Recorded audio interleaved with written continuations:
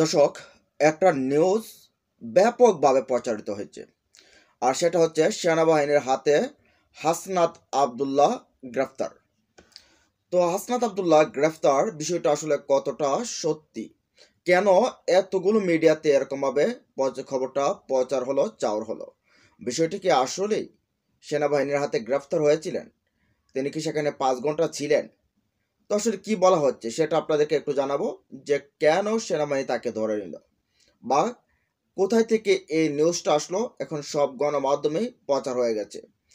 তো আমরা যদি দেখি, আমাদের সময় .com-এ একটা নিউজটা কভার করেছে। আমরা যদি দেখি, এটা বৈষম্য বিরোধী ছাত্র আন্দোলনের আহ্বায়ক হাসনাত আবদুল্লাহ সেনাবাহিনীর হাতে গ্রেফতার। বৃহস্পতিবার সন্ধ্যায় গ্রেফতার হয়েছে দাবি করে সামাজিক যোগাযোগ মাধ্যমে প্রচার করা হচ্ছে। তারপরে এটা করা হচ্ছে। তো আমরা দেখি, নকিব আশরাফ নামের এক ব্যক্তি ফেসবুকে লিখেছেন, হাসনাতকে সন্ধ্যা 6টায় আটক করে ঢাকা সেনানিবাসে এনে দীর্ঘ 5 ঘন্টা পর ছেড়ে দেওয়া হয়েছে।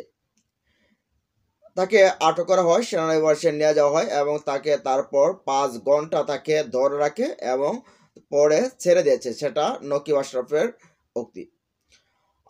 ডক্টর আসিফ নজরুলের নেতৃত্বে 4জন উপদেষ্টা এবং ডাবির নজরুলের 4জন উপদেষ্টা এবং ডাবির 3 জামায়াতপন্থী শিক্ষক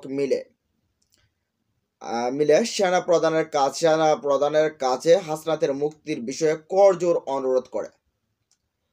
বুঝতে পারছেন যে আসিফ নজরুল এবং 4জন উপদেষ্টা, তারপরে জামাতপন্থী আরো 3জন যে শিক্ষক রয়েছেন, তারা মিলে সেনা প্রধানের কাছে করজোর অনুরোধ করে যে তাকে ছেড়ে দিতে। পরে তিনি লিখেছেন যে তারপর তাকে ছেড়ে দেওয়া হয়, তবে এর আগে তাকে 2 ঘন্টা উলঙ্গ করে উপর করে তাকে বেত্রাঘাত করা হয়। কথাটা বুঝেন, যে নিউজটা ছড়িয়েছে সে বলছে যে হাসনাত আবদুল্লাহকে, আমাদের যে সমন্বয়ক হাসনাত আবদুল্লাহ, তাকে উলঙ্গ করে উপর করে তাকে শুয়ে রেখে কিন্তু বেত্রাঘাত করা হয়েছে, এটা বলছে তারা। তো আমরা দেখি আসলে রুমের স্ক্যানার কি বলছে, আসলে বিষয়টা আসলেই সত্যি নাকি একেবারেই গুজব। রিউমার স্ক্যানারের বক্তব্য, রিউমার স্ক্যানার টিমের অনুসন্ধানে জানা যায়, দেখি, সমন্বয়ক হাসনাত আবদুল্লাহ সেনাবাহিনীর হাতে গতকাল সন্ধ্যায় গ্রেফতার হয়েছেন শীর্ষক দাবিটি সঠিক নয়। বরং সে সময় হাসনাত কুমিল্লার দেবিদ্বারে একটি অনুষ্ঠানে উপস্থিত ছিলেন। এছাড়া সকাল থেকে কুমিল্লাতে অবস্থান করেছিলেন তিনি। তো বুঝতে পারছেন যে আসলে কি বিষয়টা কি। এ বিষয়ে অনুসন্ধানে দেখা যায় ফেসবুকের উক্ত দাবির কতিপয় পোস্টের একটি ব্লগ পোস্টের লিঙ্ক সূত্র হিসেবে দেওয়া হয়েছে। রিউমার স্ক্যানারের বিশ্লেষণে এটি যাচাই বাছাই করা হয়। আর তারপর বলা হয় যে এই সাইটটি একটা বইপুর সাইট, এটা যে ডোমেইন সাইটটা রয়েছে একটা বইপুর সাইট, এটা আসলে কোনো কার্যকরিতা কোনো ভালো একটা সাইটও না, এটা নামে মাত্র একটা সাইট আর কি। তো কথিত এই সংবাদে দাবি করা হয় বৈষম্যবিরোধী ছাত্র আন্দোলনের শীর্ষ নেতা ও আহ্বায়ক হাসনাত আবদুল্লাহ কে আজ বৃহস্পতিবার সন্ধ্যা 7টার দিকে সেনাবাহিনীর একটি বিশেষ অপারেশনের মাধ্যমে গ্রেফতার করা হয়েছে। রাজধানীর মোহাম্মদপুরের একটি ব্যক্তিগত বাসায় বৈঠকের সময় তাকে আটক করা হয়। তাহলে তার কি এমন অপরাধ যে সেনাবাহিনী তাকে আটক করবে, তাকে ধরে নিয়ে যাবে? এটা কি শেখ হাসিনার আমল যে তাকে ধরে নিয়ে যাবে? তো কথিত সংবাদে হাসনাতের গ্রেফতার খবরটা শুনে আন্দোলনকারীদের মধ্যে তীব্র প্রতিক্রিয়া দেখা গেছে বলেও দাবি করা হয়েছে। এমনকি তার এক সমন্বয়ক সার্জিস আলমের বরাত দিয়ে দাবি করা হয়েছে, এই অন্যায় গ্রেফতার আমাদের দমিয়ে রাখতে পারবে না।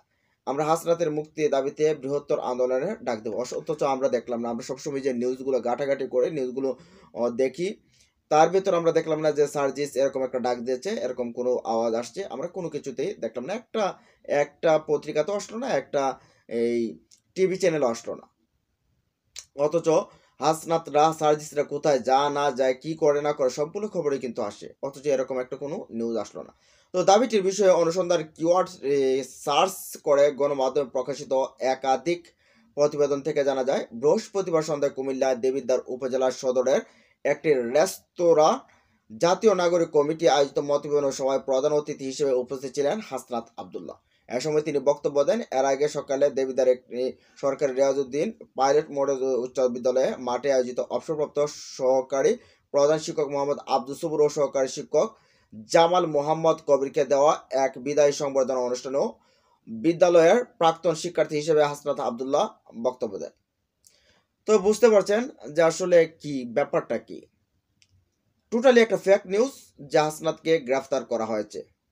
আসলে আন্দোলনকারীদেরকে মনোবল ভেঙে দেওয়ার জন্য তাদের যে একটা এই আকাঙ্ক্ষা, তাদের যে ভিতরে একটা সাহস ইস্পাতের ন্যায় যে তাদের যে মনোবল, সেই মনোবলটাকে ভেঙে দেওয়ার জন্য এরকম এই আওয়ামী দোসররা এই কাজগুলো করে যাচ্ছে। যাই হোক, তো আসলে তেমনটা কোনো কিছুই নেই, আশঙ্কার কোনো কিছুই নেই, আতঙ্কের কোনো কিছুই নেই। এখানে সম্পূর্ণ নিউজটি ভুয়া, মিথ্যা। তো এই বিষয়গুলো নিয়ে আপনাদের মতামত জানান কমেন্ট বক্সে। ভালো থাকুন, সুস্থ থাকুন। আল্লাহ হাফেজ।